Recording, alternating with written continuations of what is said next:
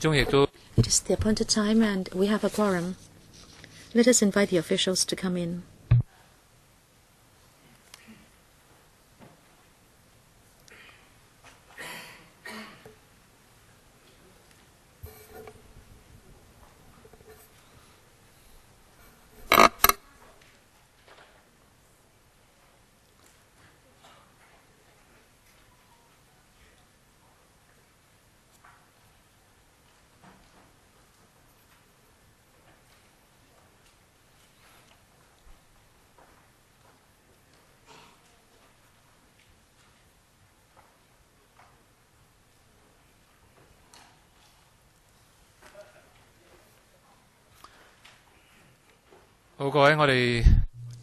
Let us start the meeting. The topic for today's meeting is support for carers of elderly persons and of persons with disabilities. I'd like to thank the deputations for coming today to talk to us about this. Since we have a big group, we have advanced the meeting. The usual time for this meeting should be 2:30, but thank you for your hard work. We also thank the officials. We'd like to welcome Mr. Casper Choi, Undersecretary for Labour and Welfare, and other staff of the Bureau and also from the Social Welfare Department for coming to talk to us about this support policy. As you know, this year there have been different family tragedies. 3 of them took place in just a few months. Carers were under too much pressure and they killed their own relatives. 2 were husbands. They were both elderly persons and they killed their wives. One of them also jumped to his death. And another one, a relatively younger person who was the son, and he killed his mother, and after that he also killed himself by jumping. We have seen these tragedies and we must reflect upon them. And we must review our support for carers of elderly persons and persons with disabilities to see whether the support is insufficient so that carers had walked down this road of no return. Why is it that the services had not reached them? Well, so welcome to talk to us about this topic. We believe this is an interdepartmental issue. It is not for just one bureau or one department to deal with. Today we have the Labour and Welfare Bureau and also the Social Welfare Department. In fact, we had wanted to see more departments present so as to respond to views of the deputations. At the entrance and also online, we have provided papers on information on the support given to carers by the administration. Usually, the administration should introduce the paper, but time is tight today. I hope to give the floor to deputations to speak, and then we can still have some time for a dialogue, especially for members to ask questions.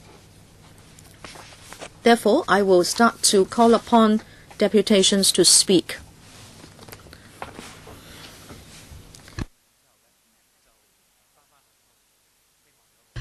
And then we can have an exchange. And I'd like to draw the deputation's attention to the fact that your views spoken here will not be covered by the Legislative Council Powers and Privileges Ordinance. In other words, you have to take responsibility for what you say. However, of course, you can freely speak your mind, and everyone will have 3 minutes. Please do not use a mixed code because it will be difficult for the simultaneous interpretation work. If there are no questions, well, the administration, you should have no problem with that, right? We'll allow the public to speak first. Let's get started. DAB, Mr. Choi Sing-hin. Good afternoon, Chairman. About the demographic figures released in September, we have 1.6 million elderly people in 2016. It will rise to 2.37 million in 10 years. Hong Kong is an aging society, and when you get old, you get frail.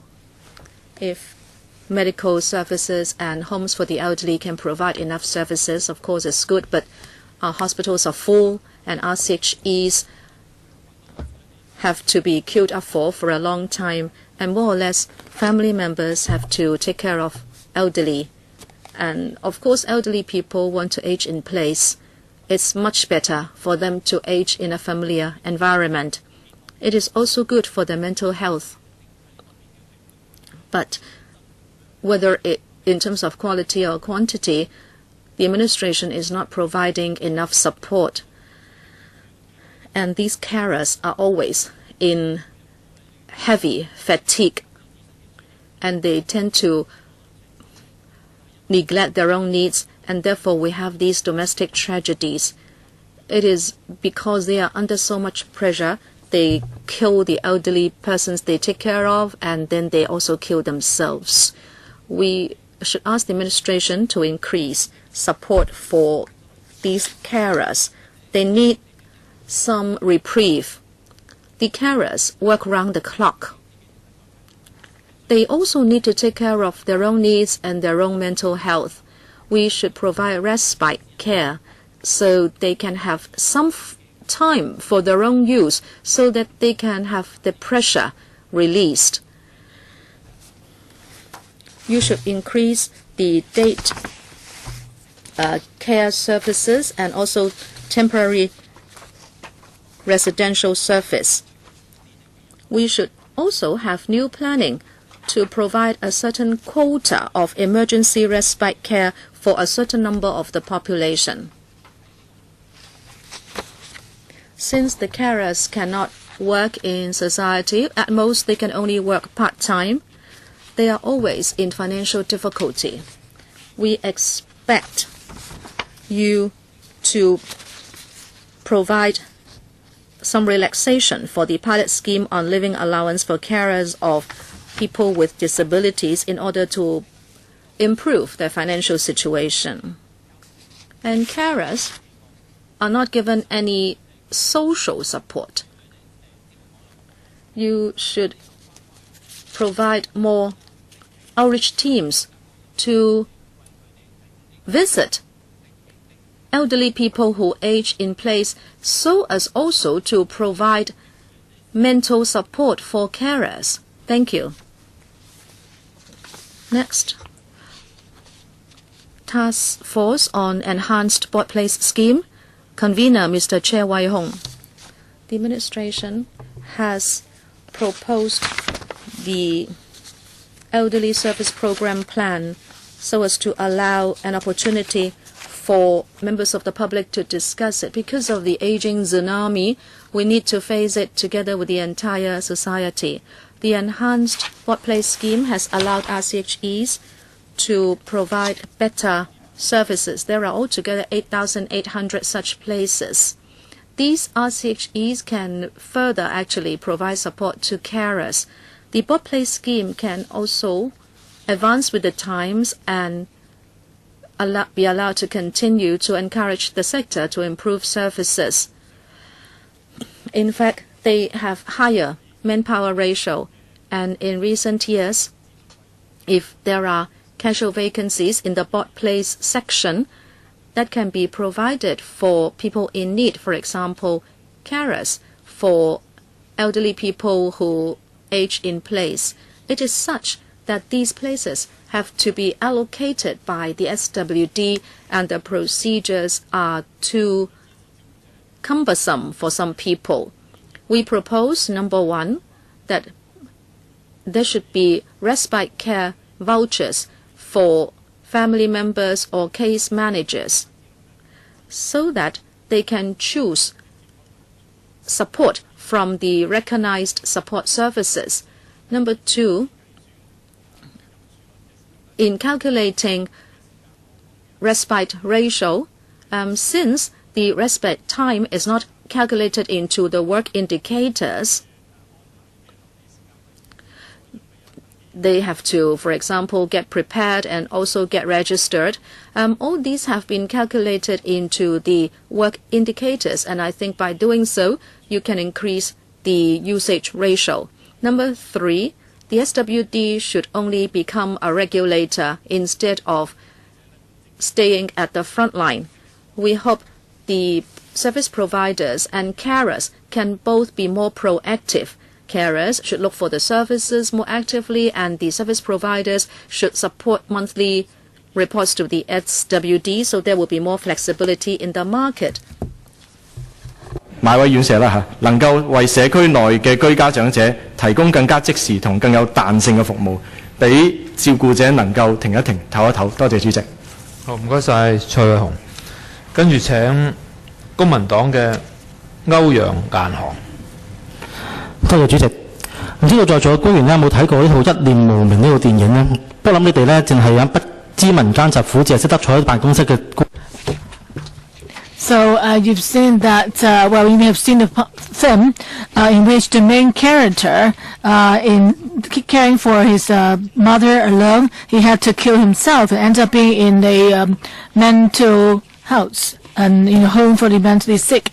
So in this year, we've seen 3 cases of tragedies involving carers of elderly people. Is it because our workers are too busy to take care of those in need, with aging population and with more hidden elderly carers under a lot of pressure, and they are actually hidden sometimes at the moment? So now when Hong Kong is building a large number of projects to please China, the contributions of more citizens could be ignored.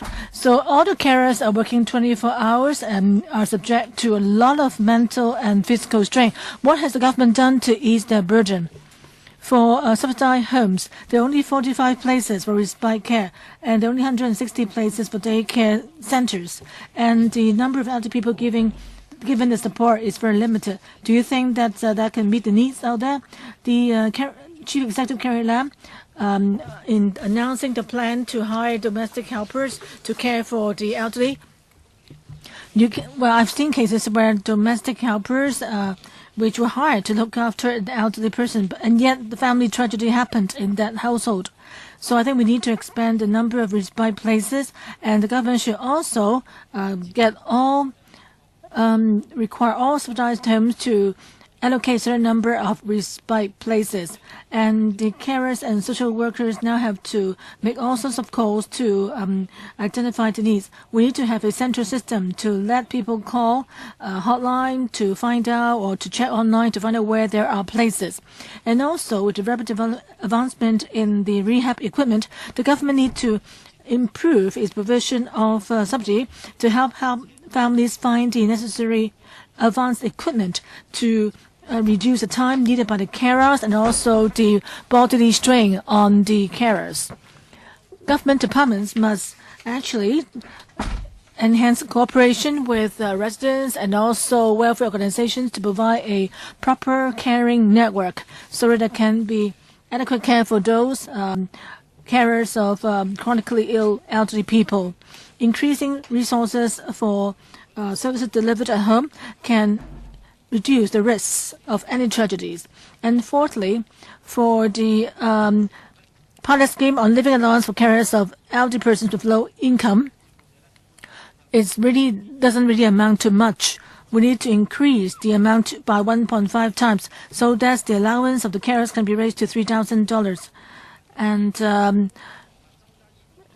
another allowance be raised to 6,000 so that we can actually provide adequate care, and we don't want to see elderly people being sent home and without being cared for at the homes, residential care homes. So we need to increase resources for hospital authority so that elderly patients can be cured at hospital first before being sent home. I hope that officials can adopt a people-oriented policy to provide the adequate resources to look after the carers of elderly. Next one, Leung Kwok-hong. Chairman, I just heard from the DAB that the elderly people, when they're in homes and hospitals, they fill up the spaces there. Well, I don't think they're treated as mentioned as guests, really. They actually were people who ended up being displaced. So, I mean, what was said by the DAP representative represents their attitude. It's not really like what he described, like the elderly being treated as guests. Indeed, they were treated so badly. Matthew Jones, when he was the secretary, he said he wanted elderly people to age in place and in the community. But have you allocated land to build the necessary facilities? And secondly, even the FTU said that the pay is so low. You ask them to be community nannies, and yet they're given such a low level of allowance. That's not enough for them to look after the elderly. Carrie Lam in 2004, she resigned from her job to look after her son who's studying in the UK. Well, her son was very precious and was pampered by her. Mrs. Lam flew all the way to UK to look after him. But how about the elderly people today? Chairman, when you were studying, you had a teacher called Professor Mok Tai Kei. He's going to be 70. And he said many times that a centralized social welfare system, including universal pension and also insurance for retirees. Well, I'm dying and he's dying, and yet we haven't seen that system put in place. So what sort of officials do we have? Carrie Lam, she used to be director of social welfare. She took the lead in cutting CSSA and also introduced the lump sum grant, resulting in all kinds of chaos. And so that actually, the policy introduced by her had a lot of negative consequences. And Secretary Zhang, when he was the welfare secretary, he was in the Labor and Welfare Bureau. What had he done? Universal pension, the latest figures show that. There's zero employment, but those employed have no money, have not got enough money. How can they save? And also, how can they be protected by MPF? We asked the elderly people. And those who are old and disabled are in the worst situation because elderly people, well, you can see them, they're visible on the streets, but the disabled are even worse because they cannot organize themselves. So that's what the government has done to them. They reduced the tax, offered raise rebates costing up to $20 billion a year. Chairman, you taught 3 young people, Leung Hiu-yuan, Wong Ho-ming, and Wong Ho-ming is now in jail. But each time there was protest for calling for the universal pension scheme, and yet he took part in all of them, and yet he was thrown into jail. All the sons who were out helping the elderly and the disabled, they were now in jail. Mrs. Carrie Lam, please see what has happened. Please think about what has happened. Thank you, Leung Kwok-hong. Well, we'll persist with what we're doing now. Next one is Ms. Ma from a community organization. Just then, Mr. Leung Kwok-hong was saying that the disabled like us are in a worse situation because 40% of us are without any support. I want to say that as a disabled person, I want to talk about my carer. My carer plays the role of a nurse. He needs to feed me and he needs to help me remove the phlegm. And my family members need to support me on a 24-hour basis. If I want to turn a page in a book, they have to help me do that. My family member, one of them is a chef. He's a de facto chef because he has to cook for me and also feed me. My family members play all sorts of roles for me, and yet in this society they haven't calculated how much, or they have not really noticed how much my family members have given out. No matter whether they are working or not, they actually have much contributions on the economic impact, and yet the government has ignored their contributions, the work done. People like my family members are doing a lot more than people who have a job in daytime. What they've done is greater than what anyone else has done. But why has the government not seen what they've done?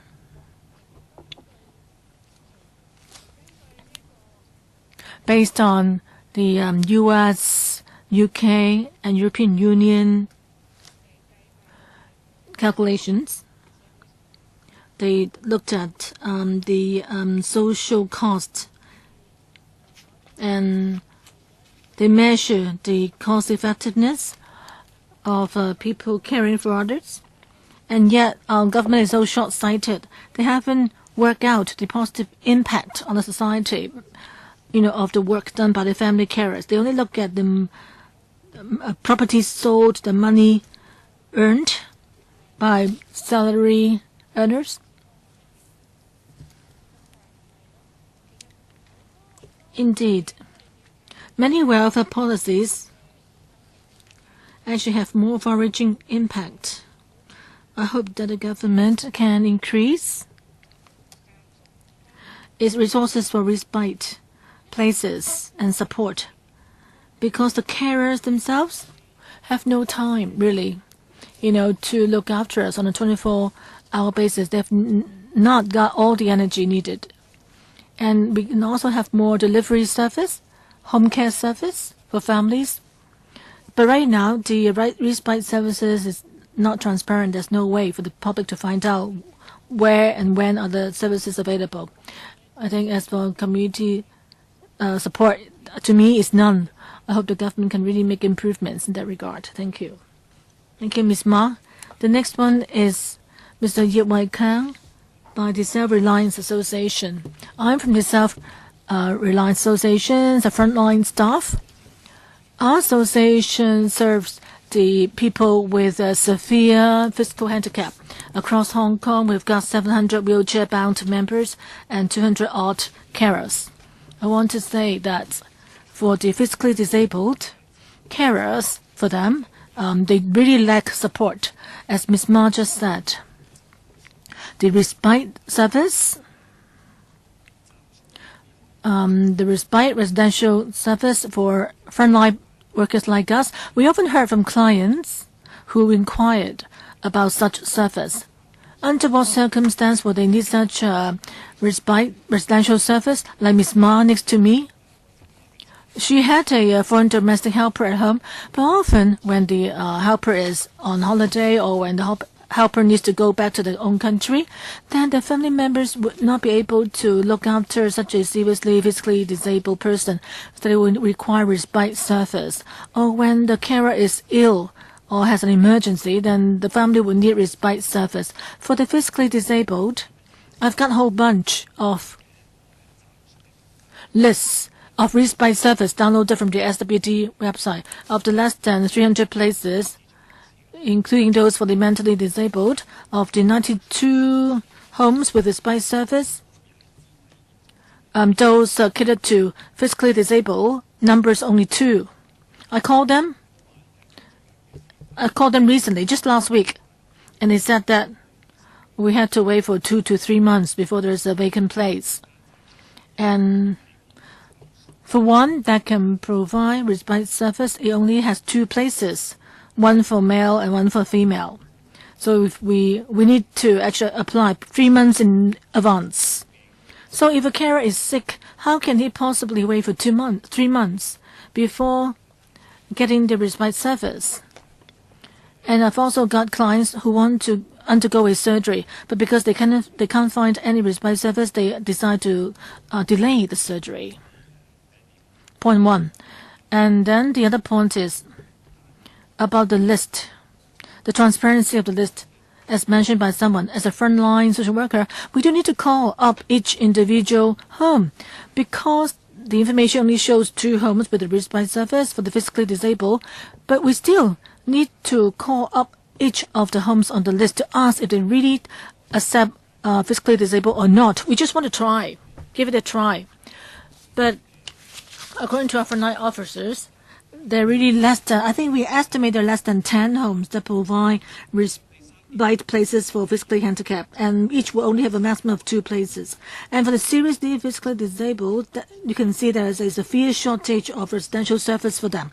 And the homes providing the respite service for the very severely handicapped or those who require breathing apparatus or care with peeing and pooing, they would not be able to provide that kind of service. They would not, because of the lack of facilities, turn down those seriously physically disabled persons.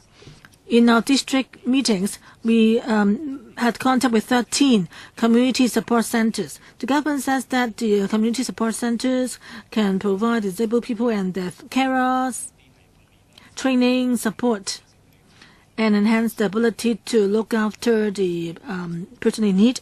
But the resource center actually failed to provide any contribution to help those families. And in some remote districts, like in Central, Western District, Southern District, or Outlying Islands, they actually share one resource center, and they are not accessible for the disabled people. I won't identify a particular district in which all physically disabled people have not been in contact with the center because its services are very limited, and they are only providing services to the mentally ill. We don't have time to go into an allowance for carers. I'm just talking about district centers and respite care. I hope the administration can do more. Okay. Next, Mr. Tan Wai Yip. Thank you, Chairman. I'd like to thank the Chairman for giving me the opportunity. I may speak for a little long. Please allow me the time to complete what I like to say. I am a mildly mentally retarded person, and I'm also mildly autistic. I have become a user of a district support center a year ago, and now I help there to do day training and also operate some interest classes there. If you talk about district centers, they are so heavily burdened with so many duties. We provide day training, we provide after-school care, holiday care, and also life planning and outreach services. We also, we and our colleagues, have a lot of documentary work to do. Frontline people are very much stretched, especially if we have special cases to look after. And if there are long school holidays, when manpower is particularly tight, our work is increased dramatically. This year, Carrie Lam said in the PA that at the district support centers, they will increase the quota for day care. It is said that they will provide 6 million to engage frontline staff, but I doubt it, because under the lump sum grant scheme, district support centers and NGOs just may not be able to provide reasonable salaries to engage frontline staff. I really doubt that, because under the system, there is a high wastage rate. And I'm telling you the truth. Amongst those who joined with me, some just departed after half a year. The situation is serious. I am also managed by a social worker, and I'm worried that in the circumstance, after the social worker looking after me has left, the new social worker will have to understand my case again. In our society now, we have seen many tragedies relating to carers of people with disabilities, and district support centers and NGOs alone just cannot satisfy the needs of the PWDs and their carers. I am of the view that the administration should invite the mentally handicapped people and also PWDs to plan for services together. Don't just dump the responsibility to the market. Don't say, NGOs, you do it. If you can't do it, too bad. Lastly, I'd like to thank the district support centers for allowing me to be part of them, so my experience and my talents can serve the public, so I can return to society what I have benefited from it. I do ask the administration to give money to the NGOs and DSCs, but at the same time, there should be a condition to ask them to employ at least 2% of their staff from PWDs. so we can release our labor and also we can have a dignified life. Thank you, Mr. Wang Yunquan. Thank you, Chair. First, I must say that in 2014 and 2016, the administration provided the carer allowance, and this has been fought for a long time. I think it is an improvement.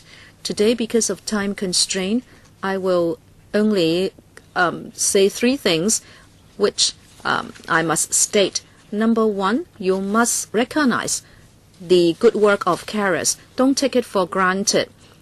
Carers are doing it for love, for care for the family. They give up their jobs and they take care of their relatives on a long term. Therefore, the allowance should not be a kind of poverty alleviation or a kind of welfare. It should be a kind of reasonable income compensation.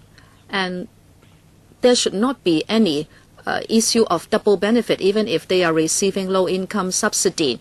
And because of that, the allowance should be pegged to the SMW. According to the audit, the median hours worked every week should be 28 now, and therefore there should not be fewer than $966 per week. We are actually saving your money. For 2017-18 budget, the SWD pays $12,000 to $22,000 for a place for the elderly and $8,000 to $15,000 for a place for PWD. And if you can have more carers who have this income compensation, the places would not be so much needed at the homes. And secondly, you must recognize the ability of the carers. You say employers should focus on the ability or capabilities of employees instead of their disabilities. But then you overlook this for the carers. I hope policy-wise you will not just talk the talk, but you should walk the walk. There should be appropriate training for carers and then allow them to apply for allowance according to their capabilities, and so that there will be reasonable compensation for their work. And number three, you should allow carers to have their own lives. In the last half year, there were two really severe tragedies because the carer and the person cared for, in a way, are locked up in a prison. There should be short-term respite places so carers can have some reprieve. And if there are no such places, there should still be someone taking care of the elderly person so the carer can have a certain reprieve. Thank you. Next, Ms.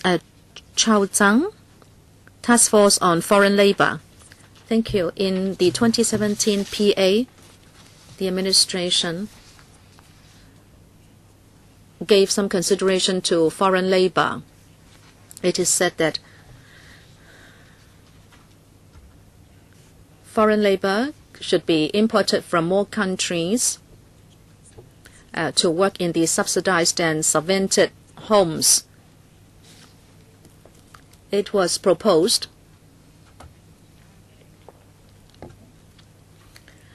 that in terms of the welfare workers' salaries, it is said that that should be increased first before importation of labor takes place.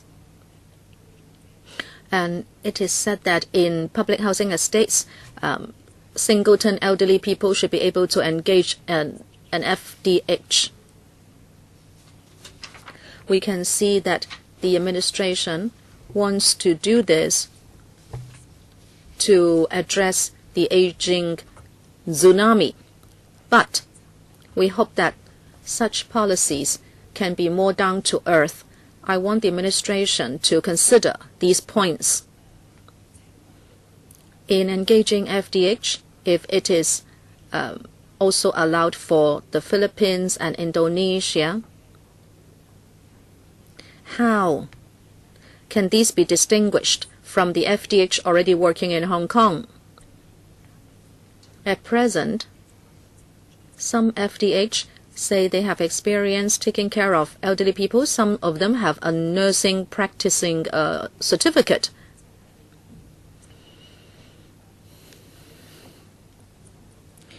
Will you be taking FDH away from the market, the present market? And also, have you thought about releasing the labor of women in our society? And in subvented homes, if FDH can work there, I think that's excellent, because indeed there is a shortage of manpower taking care of the elderly. But we have to think. Private homes are taking care of 67% of the elderly people. If they do not have enough resources to compete with subvented homes, how do you strike a balance? The administration really has to think about this, and about raising the salary by 2 points. What about the median income for FDH in our community? Will that be increased? In fact, we are not only talking about the carers in the homes. What about the health workers? There are vacancies unfilled. Is it that the salaries have to be increased? How do we balance the market? Will these be transferred to the consumers? We also suggest that if the country is opening up, or can you also consider Myanmar, Cambodia, and for the foreign labor to be trained before they come to Hong Kong, so they understand the cultural differences, and so they can adapt better to work life in Hong Kong. Also, will the administration work on training of these FDH?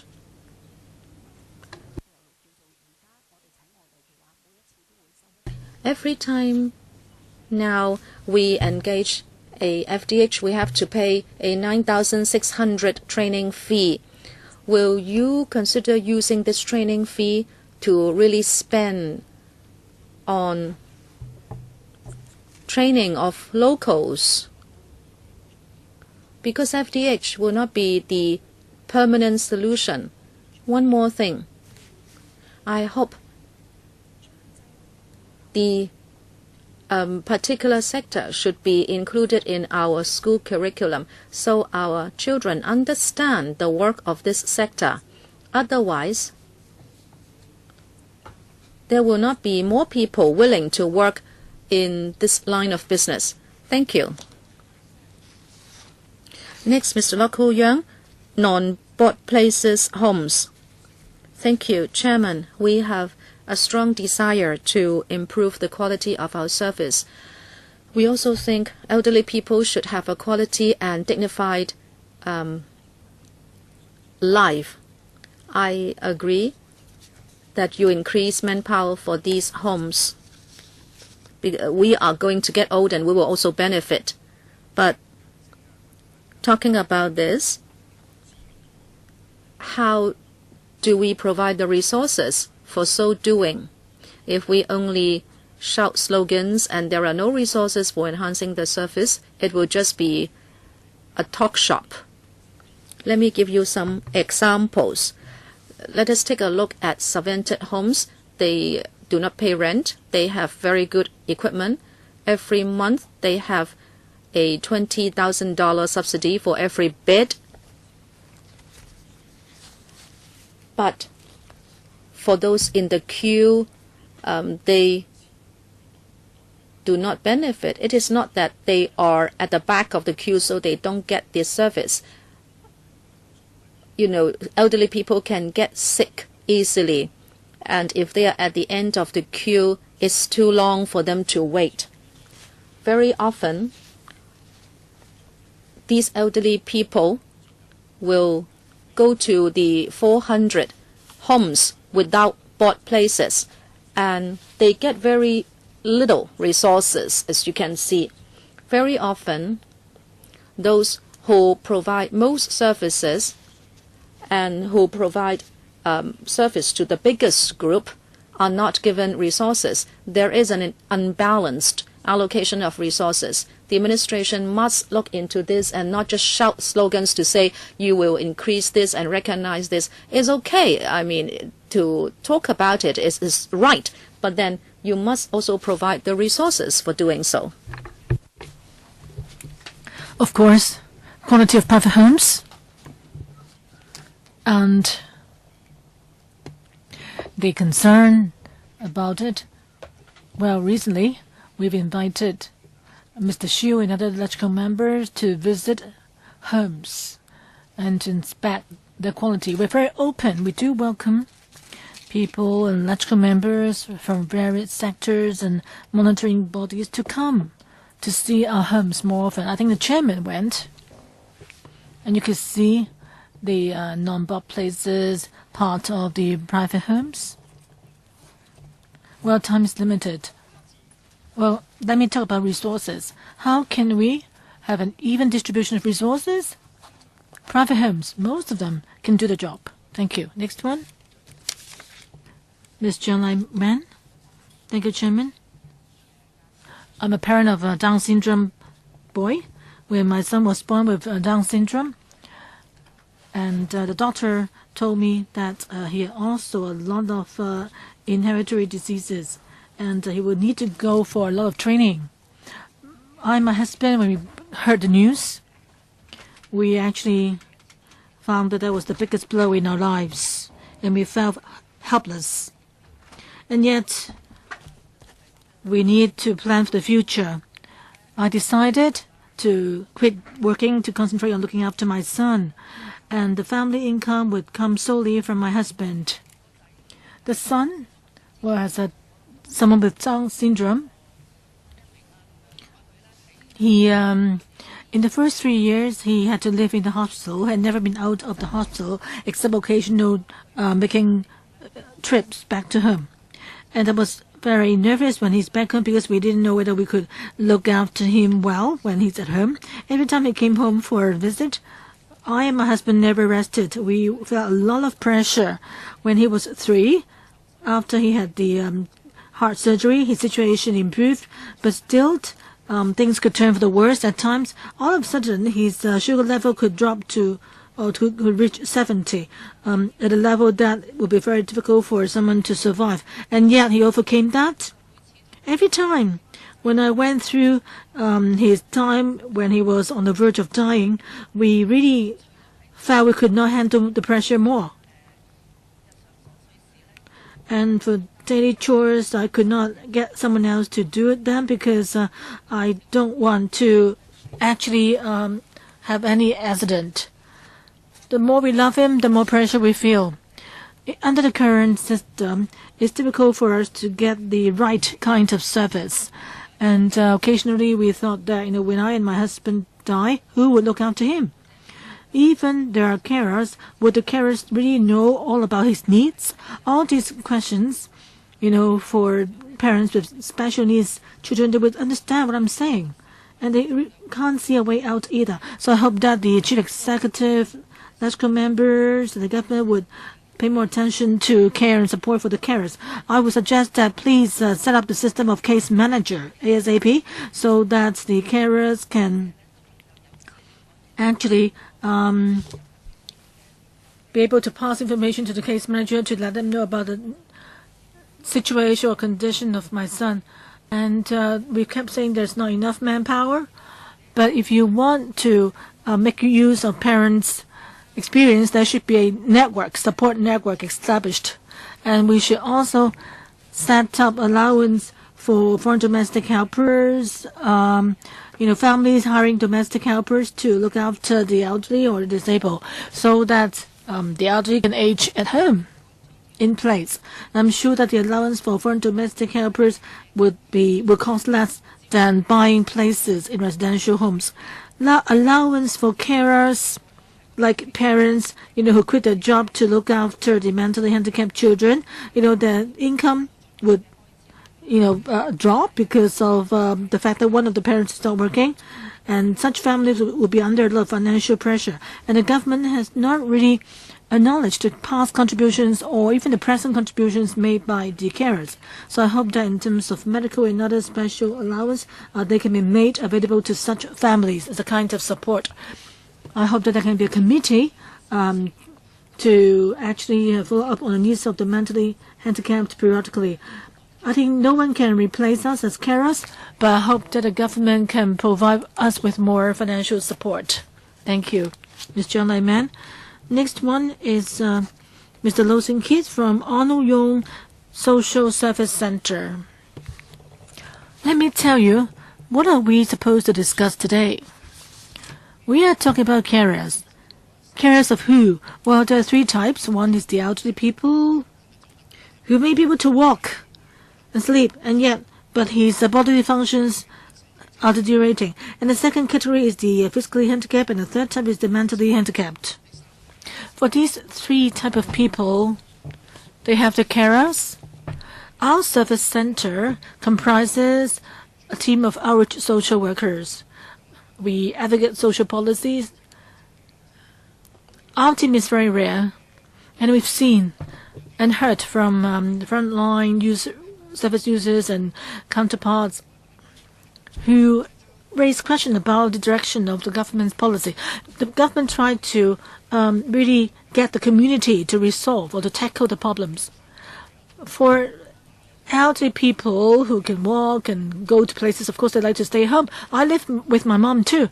But when someone is old to such an extent that he cannot be cared for at home, then what can we do? Over the past few years, the government has paid a lot of attention to, given the occurrence of a tragic family, domestic violence. And we have also seen bad cases that happen in private residential homes for the elderly. The chairman, Mr. Xiu, or Kwang Chun-yu, they were all here. They mentioned a lot of sunset clauses. I'm not going to deliver more details on them. But should we close all residential care homes? Of course not. Our social work team paid visit to many residents in homes. Some homes accept both the physically and mentally disabled who need different kinds of help. And we've also found that the residents in those homes, used to live in subdivided flats. They are hidden people who are never cared for by anyone. We visit them, therefore. But how about solutions? I think there are two types of solutions. One is definitely direct financial support, as mentioned by other deputations today. But under the lump sum grant policy, you've seen news reports of organizations that actually give the bulk of the money to the staff in senior management. But if you have I think so it's best to have the money follow the users so they can choose what service to get. Well, as a social worker, I think we need to provide holistic care. These people, they're not just asking for or expecting to get financial support. They can have self-help groups, like comprising parents who can go hiking together so that they can have some kind of a respite and that they can be relieved from the pressure of looking after their family member. Hong Kong is so rich every few months, yet we see family tragedies, sometimes involving even school children. How can we face that? Next one, please. This year we've seen 3 cases of carers killing the person they're caring for. We can't have even one single incident like that. Chief Executive Carrie Lam, in her first policy address, mentioned that she want to have a 0 waiting time for community services, and they also proposed to increase the residential care places to 500 plus. But that fails to address the crux of the matter. Why should the carers do everything and do all the work in looking after the family member that they care for? The waiting time for public residential care home is just too long, yet private homes are too expensive, and neither has the quality been raised. The quality of services just vary too widely. And many elderly people are languishing in the residential homes. And hundreds of thousands of elderly people are urgently waiting for support. The government should have targeted policies to provide the due support for elderly people. We have up to 370,000 elderly people, and yet the carers are under tremendous pressure. So the government must provide more support to let the elderly people and the disabled people in need to help them be given adequate support and help. And we should also have the resource center offering the support to them. Actually, in the government's elderly service program plan, it should lay down more comprehensive and sustainable policies and services. The government plans to raise the number of residential places to 510 by 2018, and it will increase the vouchers for carers, but they cannot address the immediate problem. In many residential care homes, the service is really not up to standard, and you can see that there are a lot of people with strange chronic diseases who are turned down by the residential homes. So we need to find out the exact kind of help and support needed by these people. The chronically ill elderly people are growing in number, and disabled people also actually is quite sizable in terms of their number. So the relevant sectors actually have a bottleneck. They're stuck, and they don't have the adequate manpower, and neither has there been improvement to the quality of service. And that has a negative on elderly people. The Liberal Party thinks that besides allocating resources to train up talents and carers, we hope that the chief executive should actually import labor and also provide more flexibility in the provision of service. Thank you. Next one, Ms. Yao from the Hong Kong Elderly Association. I'm a registered social worker. Earlier on, the Labour and Welfare Secretary, Lord Chi Kwok, talks about the voucher scheme to let elderly people hire foreign domestic helpers to look after them. We think that that's a bold attempt, and we can have a multi-pronged approach to help those in need. To use public money to hire the foreign domestic helpers to care for the elderly people, we need to first of all find out about the physical condition of the elderly people. If they are in need of much support, then they may need the support of professionals rather than foreign domestic helpers. With our experience, we have the following suggestions. Firstly, singletons who are elderly living in public housing estates, they may not be able to communicate with FTH, and there could be misunderstandings. And for the elderly people living alone, most of the time they would love to remain in their homes and in the community, and they may not want to interact with strangers. And also, because of communication issues, there could be disputes, and would there be anyone doing follow-up action? We need to be careful of the emotions or the load to the emotions of the elderly people. And if those FTH caring for the elderly are paid differently from the other FTH in normal homes, then there could be competition among the FTH for the jobs. And would the FTH who are supposed to look after families with couples who are working, would they switch to helping the elderly who are living alone? So we need to think of the implication. And also, when the FTH are on holiday, who will look after the elderly? Elderly people have told me that there are 2 days in a week where they do not get meal delivery because the staff concerned are on holiday. So how can you address that issue if FTH is on holiday? And also for the really old, the frail elderly people, they need a lot of support and equipment to help them, for example, go to the toilet and so forth. So can the FTH provide all the help needed? And how can we ensure that FTH can provide service that is up to standard? How can we ensure that there will not be neglect and abuse? If there are any accidents or injuries, how can we hold the FDH responsible? I know that SWD has homes in which nurses would provide really intimate care for the elderly people, but can we ensure the FDH do the same in the future? How can we provide proper monitoring and protection? And in terms of healthcare and rehab, when the two sectors have such a manpower shortage, well, the publicly funded homes have the rehab services, but can we provide those services for the FDH who are looking after the elderly? Of course, we have to have cost effectiveness when we use public money. The cash vouchers now are valued at $8,000, and in fact it is not an inexpensive service at all. Combining all these points, we are of the view that you must provide a whole package of services, and also you must consider a monitoring mechanism. Next speaker. Good afternoon, Chairman. I am a chronically ill person, Leung Cheng Yu. When I was 4 months old, I had a brain surgery. When I was 11, I was affected by epilepsy. My mother had a stroke in 2010. Before that, she took care of me, and so did my father.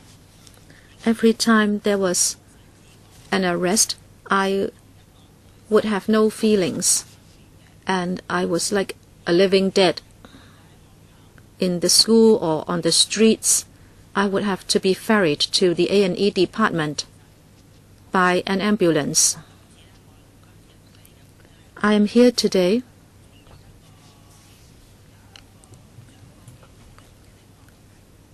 for this purpose, but I think the SFH and the STH should be here, but they are absent. This is regrettable. Why do I say the Secretary for Food and Health should be here? Because medical-wise, both my mother and I need medical service. You say you are spending more on medical services. I am shocked. At the A&E department, you charge $180.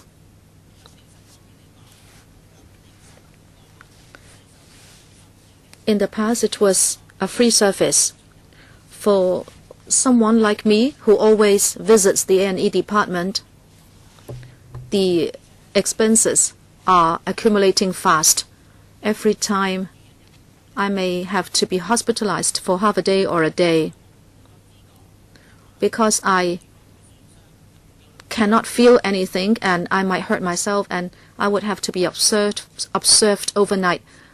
But you only talk about money. Is money worth more than human lives? In January 2018, well, actually on the 9th of February 2018, I would be seeing a surgeon or surgery for my epilepsy. I am taking these two kinds of medicine. I am now stable, but I would have to visit the doctor again.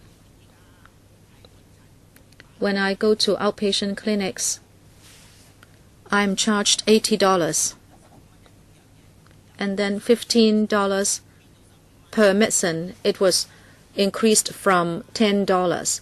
It is too expensive. The administration should subsidize PWDs. Sorry, I might need more time. I hope the administration should help the needy. Don't spend money for people who don't need it. Thank you, Mr. Leung. Mr. Wong Dan-ching from the Community Network Alliance. Thank you, Chair. I am the convener for Pt1 Community Network. I'd like to talk about the carers of elderly people. I am a social worker. I'm a community worker. I always see carers for the elderly. You know, to take care of an elderly person is not like us working for 8 hours, but they work 24 hours. And their own life pattern is upset. They don't have friends. And they don't want to burden other family members. So they would keep silent about their suffering, and all that is pressure. And in the end, something unpleasant can take place. The administration released the policy address. You blew your own trumpet saying you provided a lot of support to the carers. But if you look at the pilot scheme for carers allowance, it's not different from before. It's just $2,000 a month. A family member who was a carer holding the letter said to me, "What is $2,000 good for?" And he or she asked me to shred that letter. As the other gentleman said, of course, $2,000 is also, some kind of money, and it's better to have it than not to have it. But the resources are insufficient. And you have to work a certain number of hours. And are you talking about another SQS? You need to increase the amount, and you can also improve the environment, as Mr. Leung was saying. The environment and also the Food and Health Bureau can help to improve the environment so as to relieve the mental pressure of the carers. At least if you can have more barrier-free access, it's easier for them to move the elderly around, and every little bit helps. And also your publicity. You have done such a poor job. There was a survey saying only 10% of the people knew about the carer support scheme. Not to talk about family members, even social workers did not know it. You should spend resources to let family members know that there is a support scheme. They did not even know it.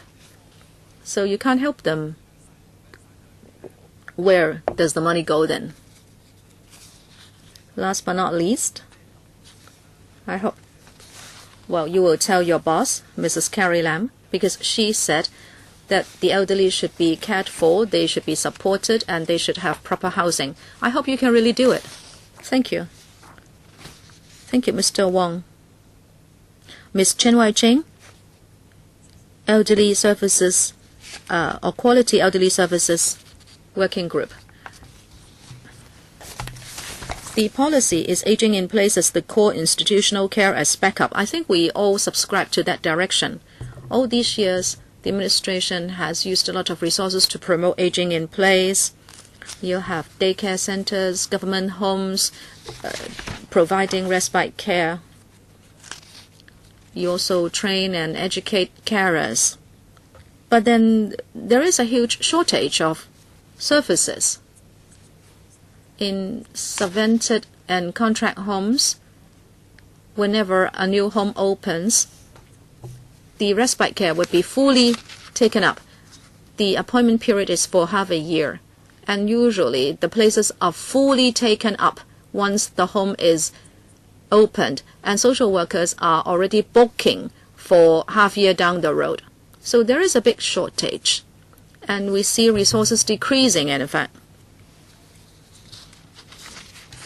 Since we have 500 private homes, why don't we tap into that resource? In reality, carers need to have a break, but they can't look for respite places in subvented homes, and usually they go to private homes in the vicinity, and of course they would make their choices and they need the respite care. This is happening. We understand that private homes don't always provide quality service. The SWD is thinking of ways to improve the service, and I believe the private sector does want to do a good job. Therefore, talking about the elderly service program plan, we believe you should use limited resources to provide the most services. When you already have a few hundred private homes in the market, as someone said, you can provide respite care vouchers so they can approach these private homes. And carers should not have to go to another district to get information about support for them. And talking about quality of homes, you are talking about enhancing the size of the homes. There would be more inspection, and also you would provide more manpower as licensing conditions. I'm sure the quality will be improved in future. When we think about use of resources, please do not forget the 500 private homes, because you have already given them some money. Thank you. German Technology, Mr. Chen Yong Chao. Thank you, Chairman. We'd like to talk about support for homes and carers. Technology can help. German Technology has developed very fast in recent years. You can apply it in the home, so elderly people can age in homes, and also we can also help to relieve the pressure on carers. This is important for the Hong Kong environment. Hong Kong has a serious aging problem and a shortage of carers. Chairman, you said carers are under so much pressure. It's almost at a breaking point. If you can use technology, the quality of care can be enhanced. In the homes, there are call buttons at every bed, and it is not the elderly person who presses the button. Not many of them are able to press the button for help. But in the market, there are smart call buttons. It can use RFID to check the life symptoms of elderly people all the time, and also to check whether they are on the bed or away from the bed. And it can take so much better care of elderly people, especially in the night when the manpower supply is even less. Technology is good, but why is it not used in the elderly homes? We have done a survey. There are two reasons. One, they don't know much about the technology. They just don't know there is such technology in the market and what good it does to elderly people. And secondly, more importantly, is the cost problem. The technology is not cheap. And there is no direct cost effectiveness. So the homes are not willing. We hope the administration will look at development of German technology, so Hong Kong elderly people will have better care given to them.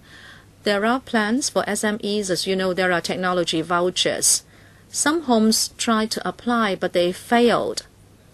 The conditions are too restrictive, asking them to use the state-of-the-art technology or something that is not even available yet.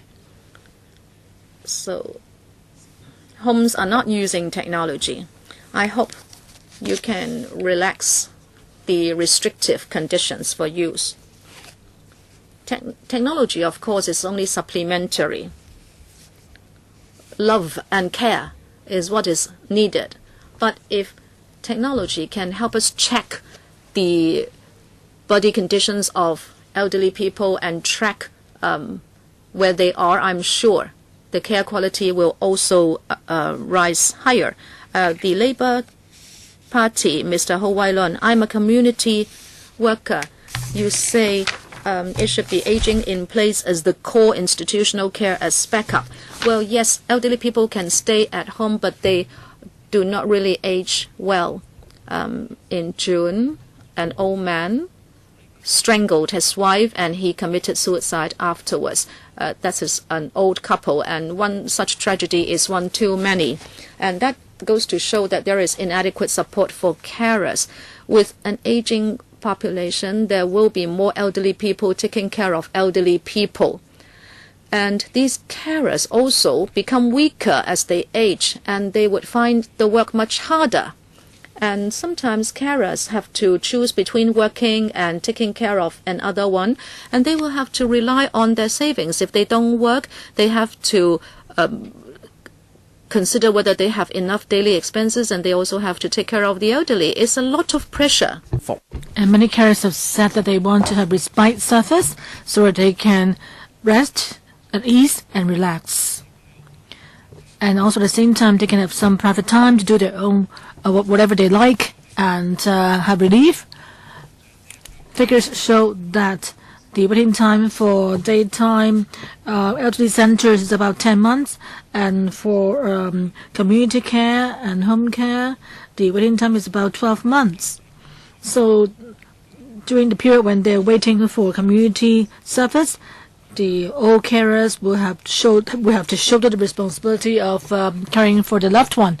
In her first policy address, Chief Executive Carrie Lam said that they would enhance service for the families and to reduce waiting time to 0. The slogan sounds very good, but can really, as you mentioned, increasing the number of vouchers, can that address the problem of long waiting time? You are just, in effect, actually putting the elderly people to the market and leave it to the market to meet their needs. There are 9,000 elderly people who are in the queue for community services. On average, they have to wait for 1 year. So this waiting issue would not be resolved in the short period of time. And there will be means tests for those applying for the vouchers, and the elderly people will need to pay. So there are all sorts of restrictions, and for private services, the quality varies widely.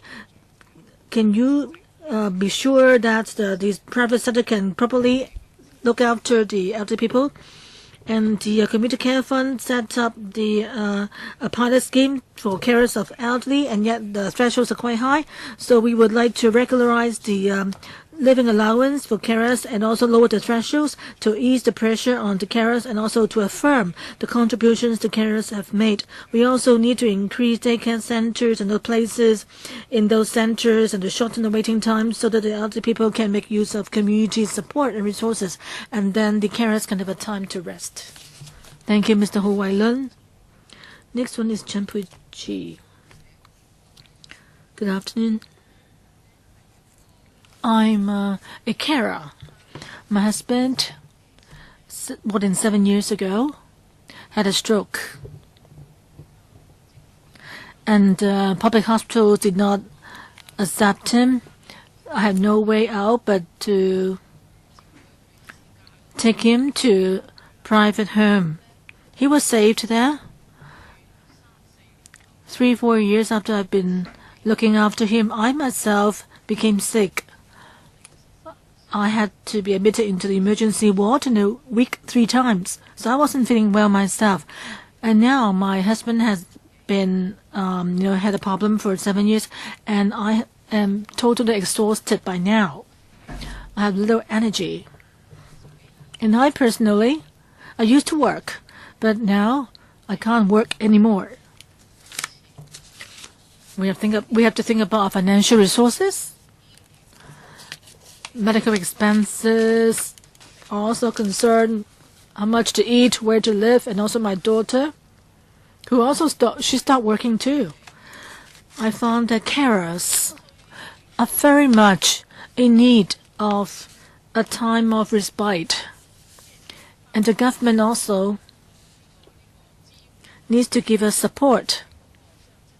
Not just for the disabled people alone. My family cannot speak, and neither can he eat on his own, and he can't walk much. But he can think clearly. He can nod his head in response to what people say.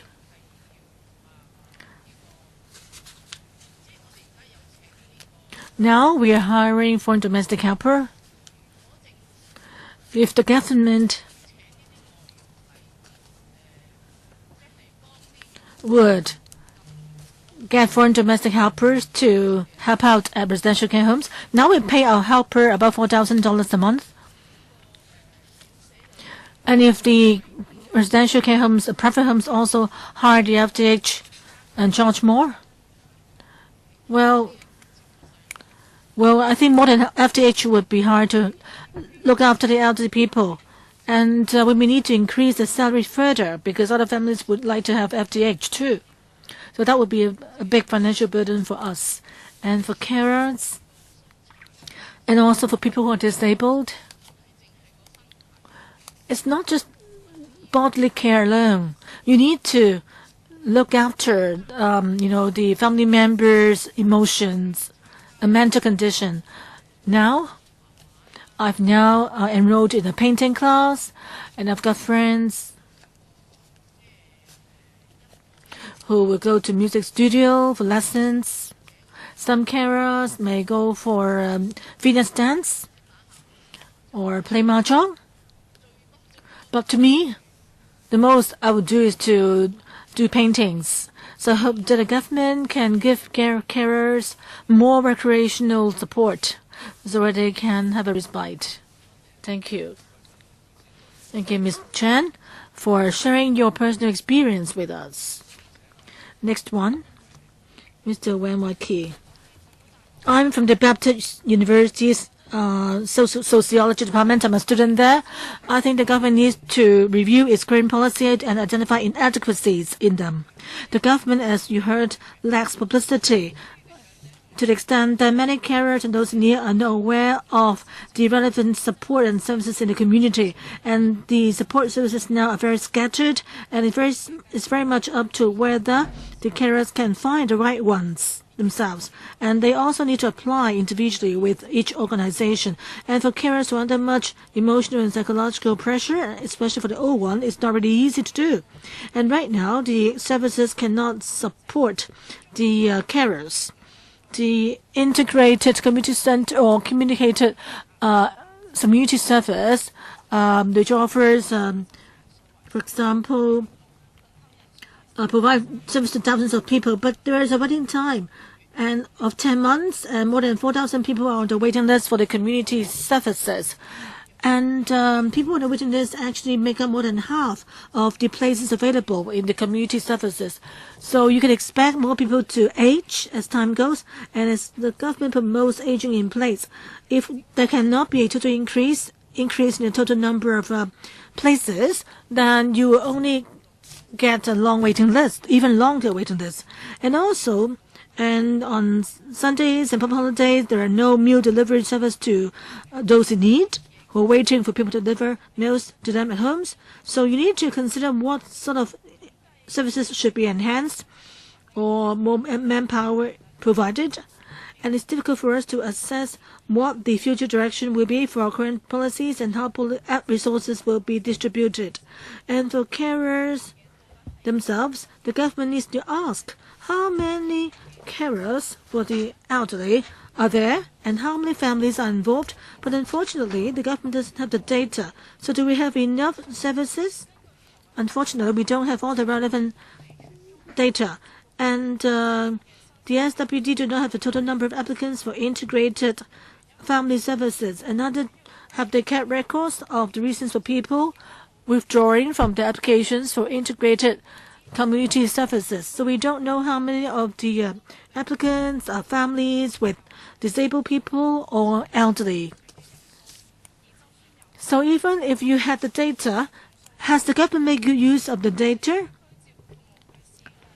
The pilot scheme on the carers, allowance for carers of elderly people, there were more than 4,000 people applying. But have you looked at what sort of support and services do the elderly people concerned or the carers need?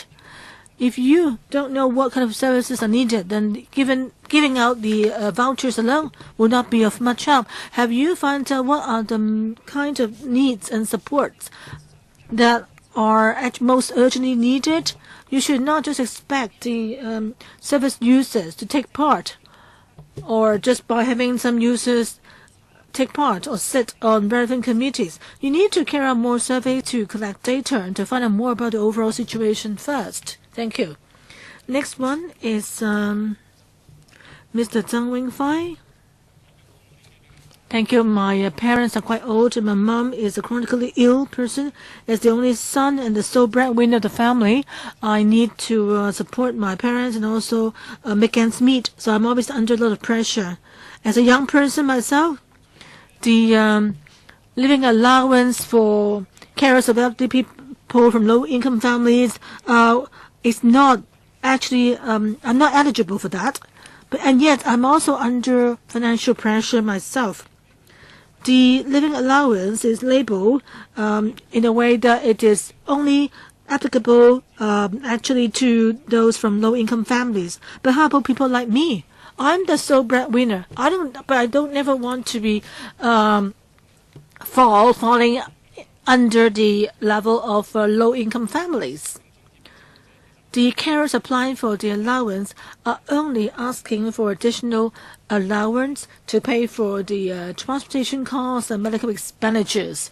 Even though I cannot apply for the allowance for carers, I do think that the allowance should be increased upwards and be regularized. We think that the allowance should be raised to 3,000. And for those caring for 2 elderly people, the allowance should be raised to 5,000. Now that I'm actually devoted to caring for my parents, I wouldn't have the energy to develop my career. But in order to avoid intergenerational poverty, you should really do more work to help the young carers. Firstly, by giving a tax allowance for young people living together with their parents, because you want to encourage people to live with their aging parents, right? For people like me who are not making a lot of money and yet are not considered to be of low income, I'm caring a lot for my parents, and yet I still have to pay a lot of tax. If you want to affirm my filial piety, you should give me the tax exemption. And there also should be exemption of means test for families who are trying to get allowance to hire foreign domestic helper to care for our elderly parents. We have received some information that some families, for all sorts of reasons, prefer to live apart. For example, because of conflict between the sister-in-law and the mother. So if you force them to live together, that will only lead to tragedies. And you should affirm the value of carers. Carers often, can only keep all the problems to themselves. So problems should affirm the value of carers and spend more resources on helping them ease their emotions, to have relief. You should let them have a chance to take training and lessons on caring. You can actually, through the qualifications framework, through written tests and interviews, help them, recruit them to become speakers in courses that and can share experiences with other carers, and to train them or help them train other workers who will be looking after the elderly. And also the carers can have new social circles, and the carers could share with people with the common objectives as them. Thank you. Next one is Elderly Service Commission's Mr. Lo Wai Kai. Thank you. Just then, deputation said that some elderly people who are very weak cannot really age in the home at ease. For these elderly people, they would need to be sent to residential care homes. But in Hong Kong, most of the homes are run by NGOs and private operators, sometimes through public-private partnership. The ratio of subsidized and non-subsidized places is 36 to 64%. And the subvented places have a long waiting time, more than 30 months. And yet, the elderly people prefer non-subvented places. Every year, there are 5,000 plus people on the waiting list who are on the waiting list for subvented homes, and yet they pass away before getting a place. And the government's proposal has not analyzed the reasons behind. In private homes, they have to pay the rentals according to market rates, and for the Savanta homes, which is a public-private partnership, the government will pay the rents and even pay for the decoration costs and the facilities. Therefore, for the Savanta homes and contractual homes, in reality, the government actually provides for their capital by way of paying for the rents. The Savanta homes in the the Savanta homes each cost about $16,000. For homes with private homes with both places, they have to pay hefty costs for the construction and all the facilities. Therefore, resources for subsidized places at private homes cannot compare with subvented places. The private homes are not supported at all.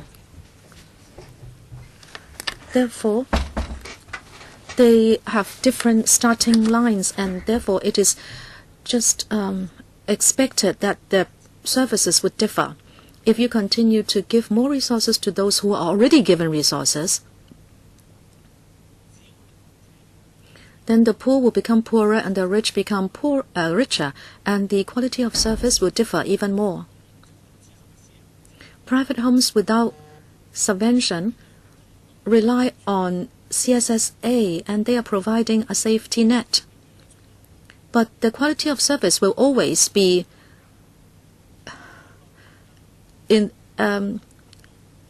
undesirable.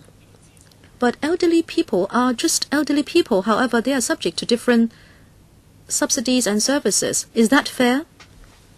Thank you, Mr. Low. Next, Ms. Yip Lai Tak. Good afternoon. According to the latest figures, there are 1.17 million elderly people. 30% maybe singleton or doubleton elderlies.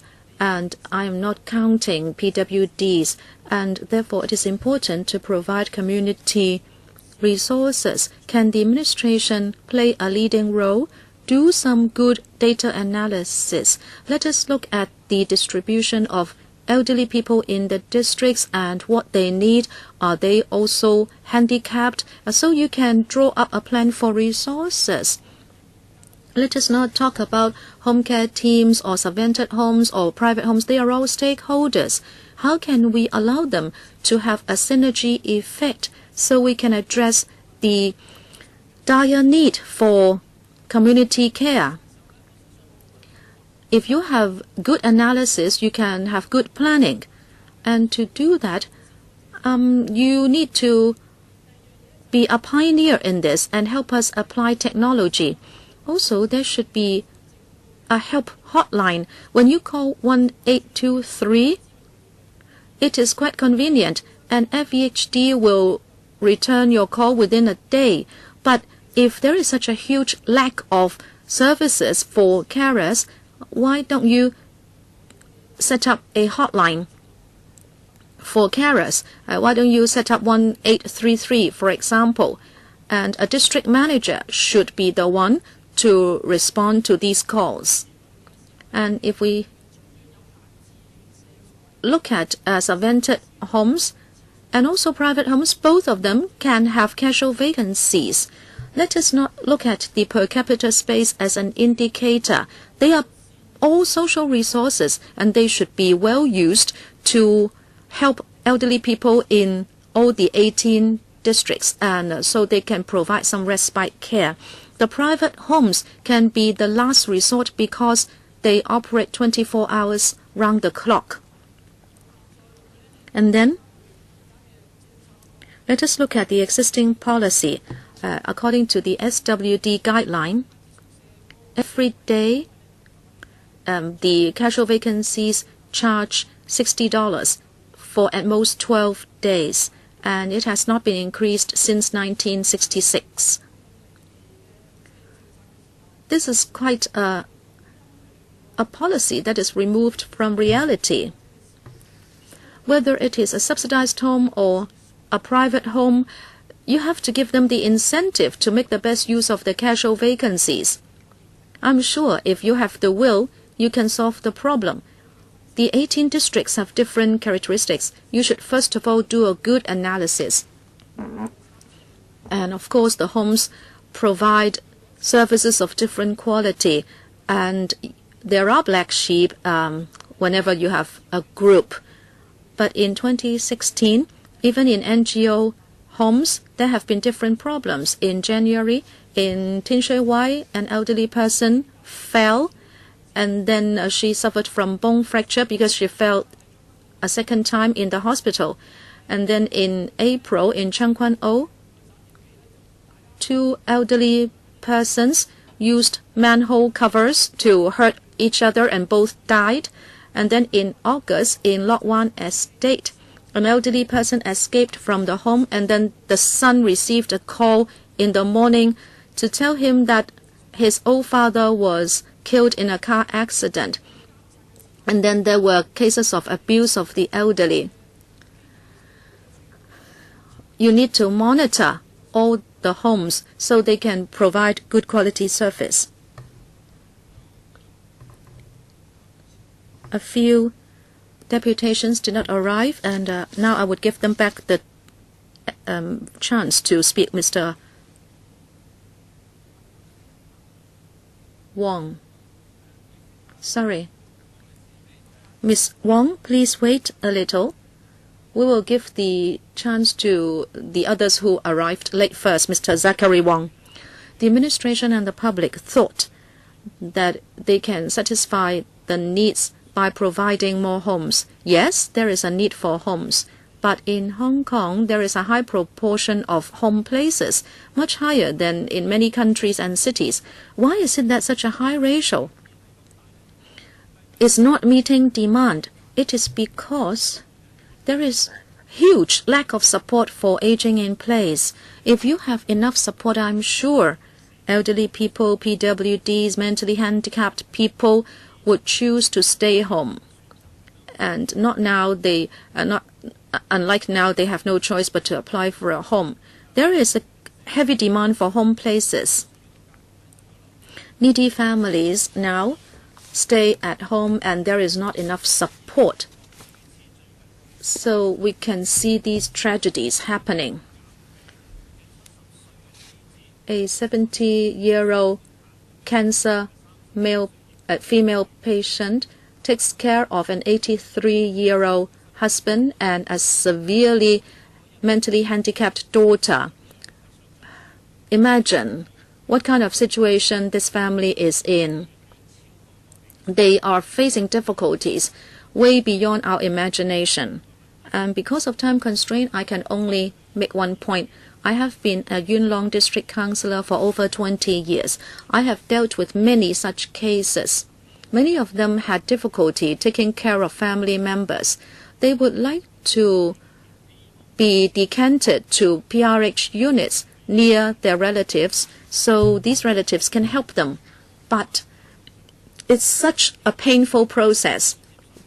First, an HA doctor has to write a recommendation, but it's so difficult, and the doctors say there are no guidelines from the HA, so they don't know how to write those referral letters. Even if they are willing, they would only state the health condition of the person. Secondly, okay, you supply this medical need, however, the housing department still asks the SWD to certify a social need before these homes are put in the queue, and still they have to wait 3-4 years.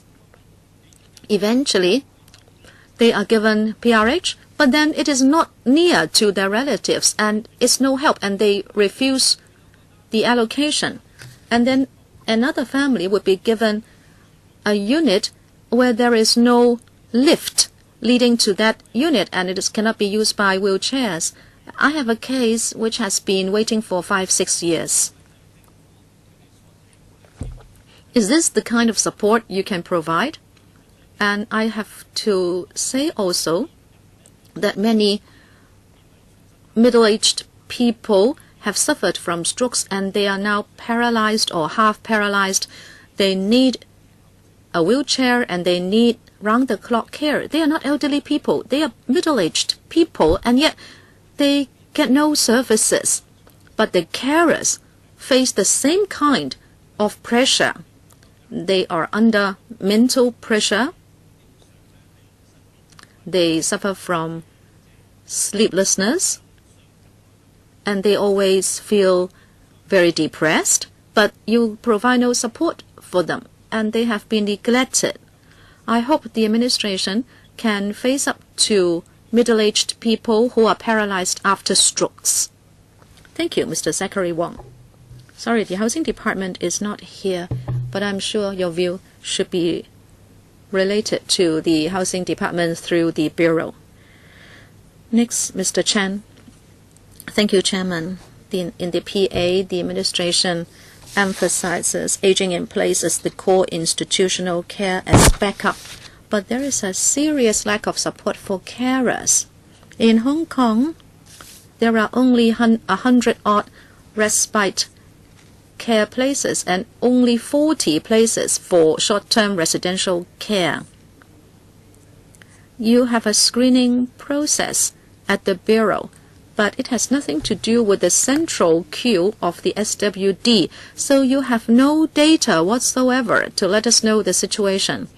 And therefore, how can you really allow elderly to be well taken care of?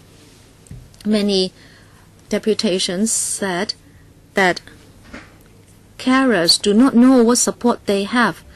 Over half of the carers do not know you have the service. I hope you can do more by way of publicity, and also you have this carer allowance, but the threshold for applying is too high. We have seen some surveys that very often the interviewees have to be mildly or moderately impaired before they can get an allowance. Carers are under a lot of mental pressure. Sometimes they need to attend to emergencies and yet they are not supported by family members. I'd like to make the following recommendations for the administration. First, increase community care so you can really put in place aging in place instead of just talking about it. I hope it can be realized. And also you should have an elderly respite care service. The queue is now extremely long, and also the carer allowance should be regularized. And most importantly, those who are receiving disability allowance and OALA, they should be able to apply. Your policy is for people to get only one. If you get a carer allowance, you can't get the OALA, which is 2,500, and the carer allowance is 2,000. It's obvious which one people will choose and apply for. Of course, the carer allowance. And also about carers for PWDs. This is quite similar to carers for the elderly. They are also under huge pressure. There is also a serious lack of community support. There are tens of thousands of families needing community support, but the queue is extremely long and people are stuck in the community, which does not provide support to the carers and also the PWDs. As I was saying, if they were to apply for CSSA, they need to give up their job, meaning they would become poorer. You also have a quota for the carers allowance, and which stands at 2,000 in the pilot. This is hugely insufficient. I hope the administration would really think about how the PWDs and elderly people can live with dignity. And please also recognize the rights and interests of the carers and provide them with support. Thank you, Mr. Chen. Ms. Lee Kem Kwan. Thank you, Chair. I'm also a carer. My son suffers from muscular atrophy. It's a difficult life.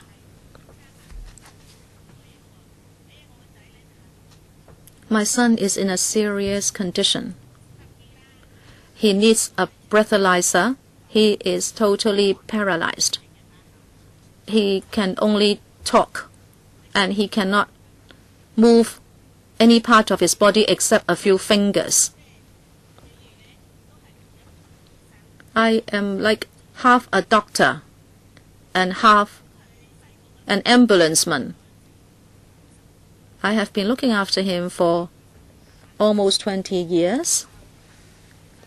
So it's really very difficult. Okay, I'm actually playing dual roles. So I hope that the government can pay attention to the allowance issue and support. Like in the case of my son, his school has said that he can't, do exercises. It's really tough for me. It's not easy to hire someone to do the work. I need to train up that person to be a carer. And by the time I've trained the person up, he may decide to go elsewhere. My son's condition is incurable. So I can only help him, try to maintain his the best condition for him. Sometimes I take him to see the Chinese medicine practitioner, but the support we have is very inadequate. And I myself, I've got 2 cancers. Having, this disease makes it very difficult for me to look after him. So I hope that the government can be concerned about us. We, people like me, we're not just caring for our family members. I have to look after my own health. And sometimes government officials don't seem to have any sensitivity towards our plight. We hope that there can be more people with love for others. People just tell us that just bear with it, but as time goes, I feel that I cannot do anything. I really don't know what more to say. Thank you. Well, thank you. You've shared your experience with us. You need to take care of yourself. I know carers are having a very tough life. Yes, I've got 2 cancers. And yeah, I need to look after my son. Well, it's because of the caring work that I, developed the cancers. Okay, take good care. Mr. Y, next. Let me play a audio to you. I agree that as people age, I'm really worried that the money we have may not be enough for us to actually retire at ease and at peace. Well, this is the soundbite from the former Chief Secretary, when she turned down the request for universal pension scheme. Well, I used to work for the civil servants. There used to be 200 people in our grade. Before the handover, many people emigrated to overseas, leaving behind their elderly parents. And there is actually in one housing estate lots of elderly residents there. It's really where the chief executive visited early on, where actually a bag filled with water was thrown from height while she was visiting the estate. The new secretary seems to be a mathematician. He keeps citing figures, like on the case of importation of labor. Well, his party kept saying that we'll talk about economic refugees. Well, in Cambodia, the Hussein government there actually is embroiled in some power transfer issues. How about Burma? Will we be importing Rohingya people? Chairman, I'm very pleased to see that more officials, at least we have an undersecretary, attending today's meeting. Last time there were only 3 officials present. I also heard from deputations that, Chairman, the gentleman I mentioned to you who actually suffered occupational injury while at work at a ward run by the hospital authority. Well, he actually is in a very bad physical state now. For people like me who are willing to do work on a standby basis, and also when we get industrial injuries, the organization only, had to lodge an appeal against the staff's request for compensation, which only amounted to 6% of his pay. I hope that the Undersecretary for Labour and Welfare can check on that case I just mentioned. If you let that happen, who will be willing to enter the profession? And just then, a deputation was talking about the hotline for helping people age in place. That is the smart button. Well, that was actually the invention by a former official in 1996, the year when many elderly people suffered, died because of severe cold weather. When Hong Kong has 2 to 3 million people who are old, then how can we meet their needs? We need to actually have a hotline to really help the young people vent or speak out about the needs. Thank you. Next one. I'm a carer. I'm eligible for the low-income allowance, but each month I need to fill in a form and submit it back to the Community Resource Center. I ticked the wrong boxes and had to resign the form at the center, and the social worker was very kind. She said that she can take the form to my place for me to sign, so I went back to the center. So the carer's allowance is what actually each carer should be entitled to. It's not supposed, it should not be meant to help the poor alone. And why would you make the procedure so complicated, requiring us to fill in a form and submit the form to a community center every month? The Community Resource Center would be under a lot of pressure too. I myself feel a lot of pressure too, having to go through all the procedures. And the Community Resource Center, in handling our applications, has to send its social worker to meet with us every month. So isn't that waste of manpower and also public resources? Having to go through the procedures every month to get the allowance. And like today, my son has no one to look after him, so I need to bring him here. Otherwise, I will not be able to come to this hearing. My son here, he needs my care. He's moderately mentally handicapped. His brain cells have shrunk. He cannot be left alone at home. So therefore, I have no choice but to take him here so as to attend today's hearing. But getting the allowance requires me to submit a form every month. I really feel that, it's strange, having to use all those resources for that purpose. It's not much. We're talking about just an allowance of $2,000 only. If I go out to work as, home carer, I can get paid $75 an hour, provide services to families.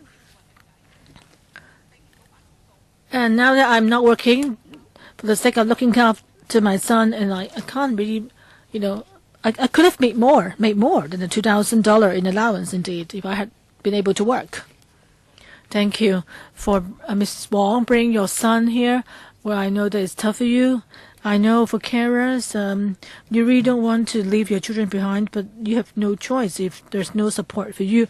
You can't imagine that, for a public hearing today, we can't give you the support to let you have respite. Okay, having heard from... we've just finished half of the deputation. Let's have a 5-minute break. I need to take a breath too myself. So 5 minutes later, we'll resume and we'll continue with the second half of the hearing. And the government officials and legislative members can respond. Okay, let's have a 5-minute break.